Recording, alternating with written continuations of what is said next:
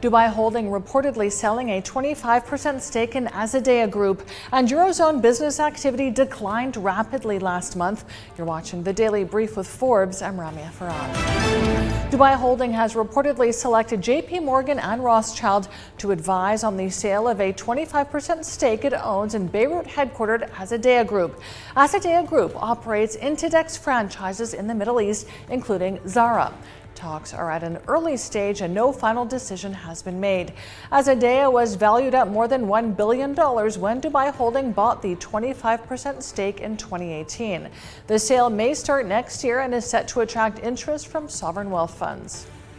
UAE-based Fintech Myzoy has secured $14 million in funding from Standard Chartered's SC Ventures and SBI Holdings.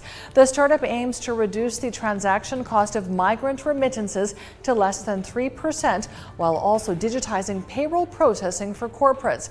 A wholly owned subsidiary of Standard Chartered Bank, Myzoy says it plans to launch commercially by end year.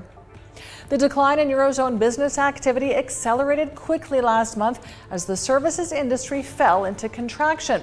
HCOB's PMI, compiled by S&P Global, dropped to 46.7 in August from 48.6 in July, its lowest since November 2020. Analysts say the Eurozone didn't reach recession in this year's first half, but the second half will be more challenging. The headline services PMI sank to 47.9 from 50.9 as indebted consumers hit with high borrowing fees and living costs reined in spending. And that brings us to today's Forbes Real-Time Billionaires ranking. Our biggest loser is Europe's richest person, LVMH's Bernard Arnault. He's down $3.2 billion. Our second biggest loser today is chairman of Hong Kong-listed smartphone maker Xiaomi, Li Jun. Xiaomi dropped 6.8% today on the Hong Kong market, and Jun is now down $590 million. And our third place loser is Hong Kong-listed L'Occitane's Reinhold Geiger, down $491 million today after the company lost 30% in today's session.